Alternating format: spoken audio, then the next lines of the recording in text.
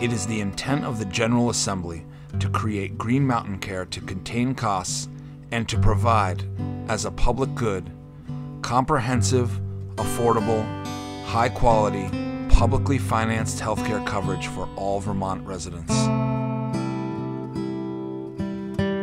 I love Vermont. I'll never leave Vermont. It's a place that's different that I think can make that change, can do that.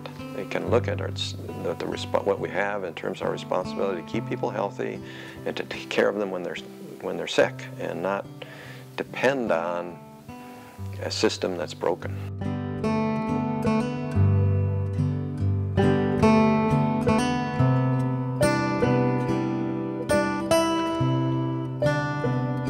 Vermont has responded to a broken system by passing legislation that will change the way healthcare is provided.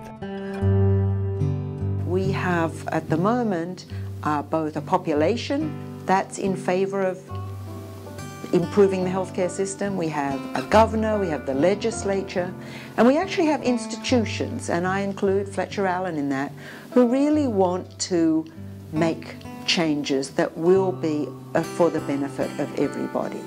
They're not going to be easy, and everybody isn't going to be happy, but I do think we have such a good opportunity at the moment to make the right changes that will improve the health outcomes and experiences of patients, and will make it possible for those of us who like to participate in providing some of that health care to want to continue to work and live in this wonderful state. As a community, Vermont has an opportunity to create a healthcare system that works, with healthcare that all of us will have access to, healthcare that all of us will be responsible for, healthcare prescribed for Vermonters by the doctors in our community. The important thing to me is that if you have a practice that is responsible for community, as ours is in Windsor, then the goal is to make sure you meet those needs. And I think that the financial incentives about practice size, about how many patients you see, are pointless. You should accept that we have a professional desire and a personal desire to do the right thing by our patients, and pay us accordingly. And I haven't seen. There are probably lazy physicians, and I'm sure they're dishonest physicians, but there's not very many in Vermont, and there's certainly none in our town. We should have a right to health care, but not in the absence of responsibility. Thrift is a good Vermont virtue. We're a thrifty state, we're a thrifty people. Thrift is a virtue, and that's really the tack we need to take. You know, Vermonters, they're community-based, they care about each other, they know most Vermonters know the current healthcare system. All they have to do is look at their insurance costs or their deductibles or their co-pays, and they know that things are not working. And I think, based on what's happened in the last year or two in Vermont, that they're ready to change, and they're just expecting the leaders to make that change happen. The change to our existing system should be rooted in achieving the best patient care. Our leaders need to make the change with the patients in mind and not allow corporate influence to dictate the policies that govern our healthcare system. But in order for that to happen, we have to have input from a lot of people, and that includes patients and institutions, but I think physicians' input is really critical to how this process will be set up. They're the ones who are delivering the health care, and they are the ones who work with patients and know what the needs are. So I think we must ensure that they are part of the process.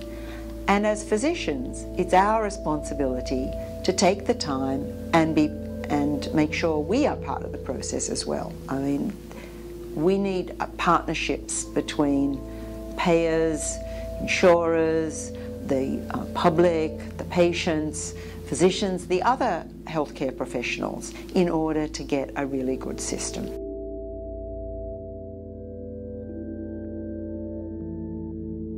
My name is Bruce Wyszynski. I have cystic fibrosis, and I've grown up in Vermont since I was, I think, 3.5. Vermont, in particular, has been really good for me and for anybody with CF growing up, because the state of Vermont, I think it might be the only state in the country, has first of all, it has a really good CF program, but it has a program in the Department of Health called Children with Special Health Needs.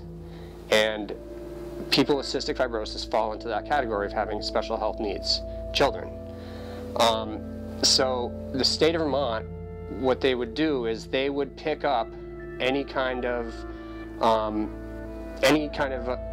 bill that would happen to do with cystic fibrosis. Vermont has done so much already. We insure everybody up to age 18. Okay. We have very liberal Medicaid benefits. We have a Catamount plan. I take more medicine in about 2 months than I make working full-time in 1 year. A resident of Vermont earned an average income of $41,578 in 2011. Bruce, a resident who suffers from cystic fibrosis, accrued $61,658 in prescriptions alone the same year. This is now affecting the majority of the middle class as far as costs. An enormous amount of money, and it's not all being spent on health care. In fact, only around 70% of that is being spent. The rest is administration, paperwork, and profit.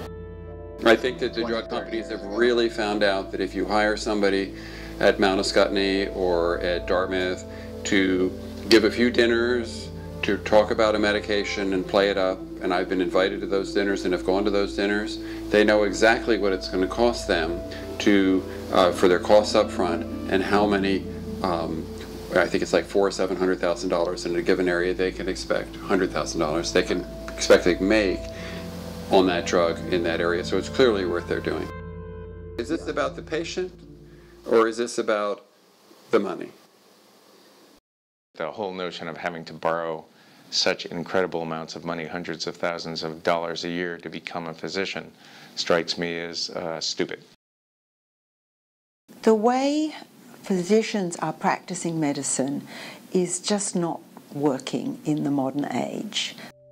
People are going to look for that relationship, and I think they're going to look for it outside of standard corporate medical care. There's always been a healer. There's always been a role in every society of that dynamic of someone who helps someone in need in a active way. You're only interested in the physical and you only look for physical issues. You'll never really know how it's going for somebody or whether it's working well or not.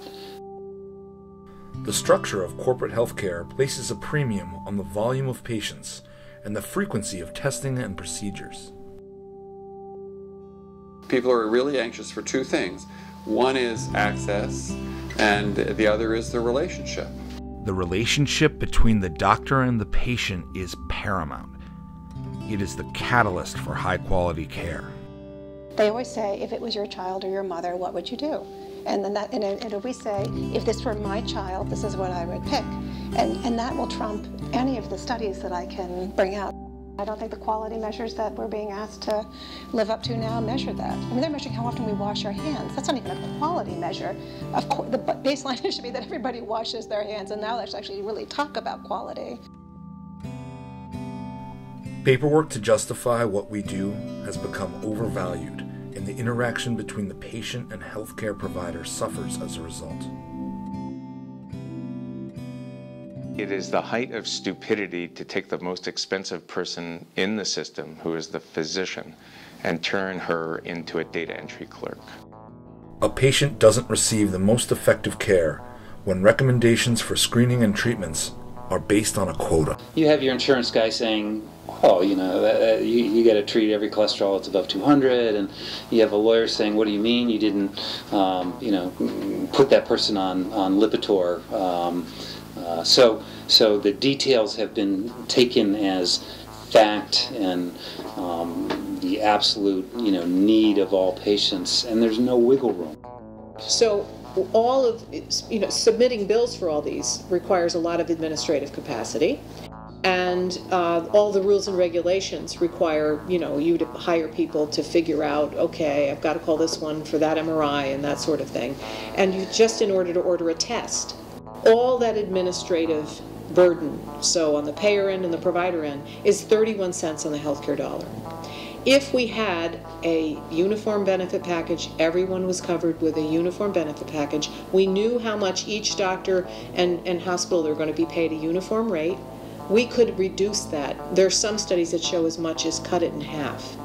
So there's been sort of a range of savings. But every single study that's been done on looking at what would happen if we had a uniform Medicare for all kind of system, where you expanded the benefit package and extended it from birth to death, we could cover everyone with comprehensive benefits for less money than we're currently spending.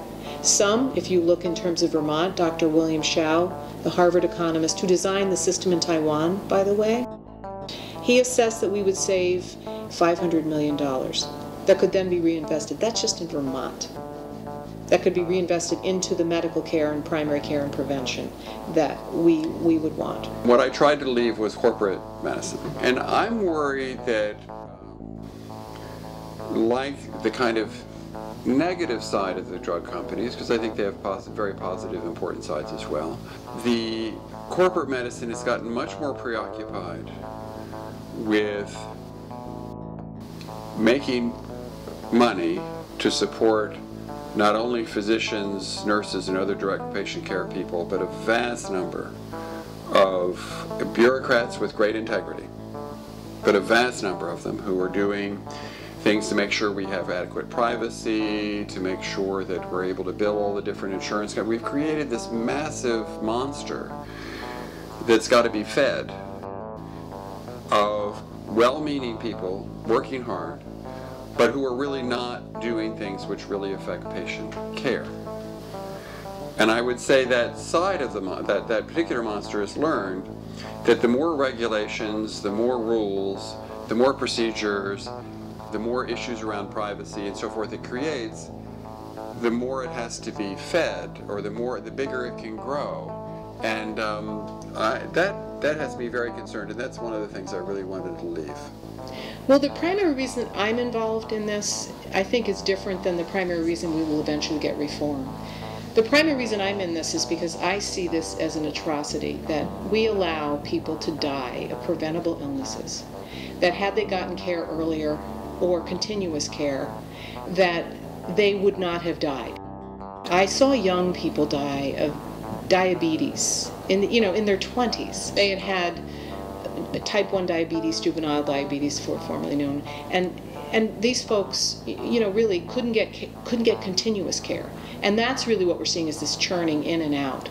And so when you see that as a physician and you're taking care of patients that you get attached to, and you realize they can't afford to get the care in a system where we're spending twice as much as any other country, and if we spent the money differently, we could manage to cover them all. The large salaries of CEOs of insurance companies, pharmaceutical companies, and corporate hospitals add to the financial burden of patients and the community. One of my patients had a heart attack, MI, and she was in the ICU, and she had no health insurance. And the people from the billing office actually came up and asked her how she was going to pay the bill, but she was still in the ICU. That is criminal.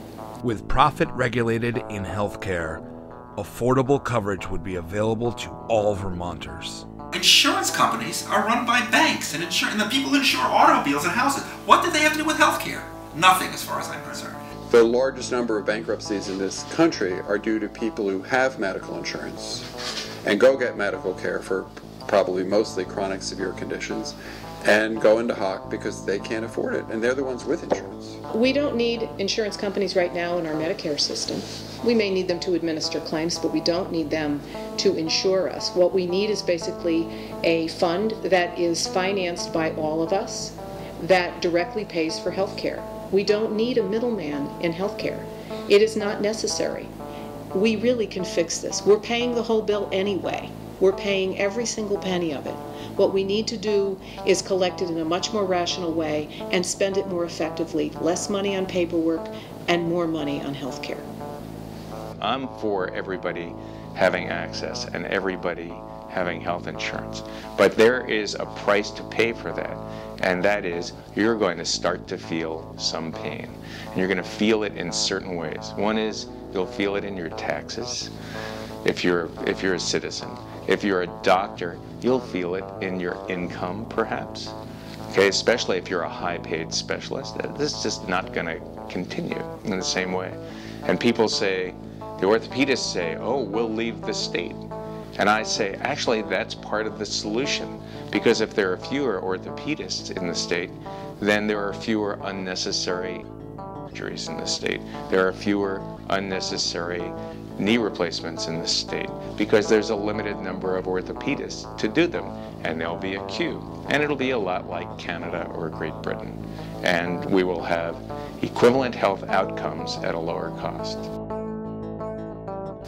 It's not that I want to only be able to spend 10 minutes with a 78-year-old who's just come out of the hospital with heart failure, who has COPD, who's really worried about taking care of his wife who has dementia. I want to spend more than 10 minutes with that person. And I should spend more than 10 minutes.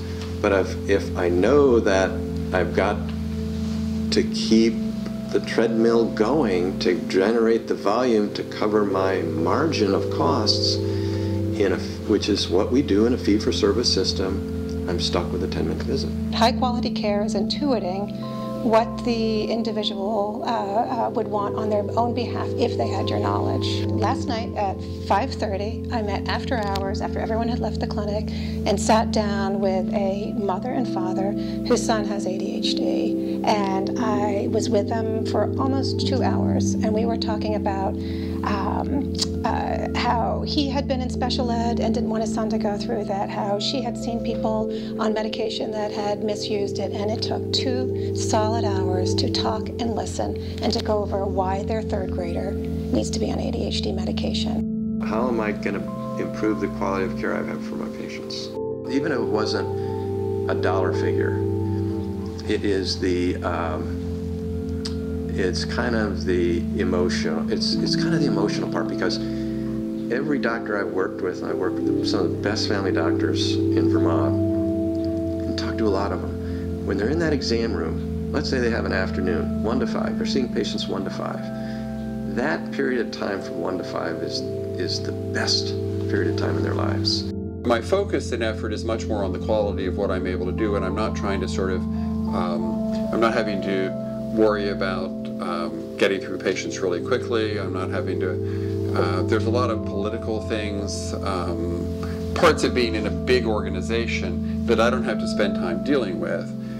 I can just really focus on the patient-oriented stuff, and that works. There are many things that a lot of people do without, which they will not do without, under a system with a guaranteed benefit package for every Vermonter.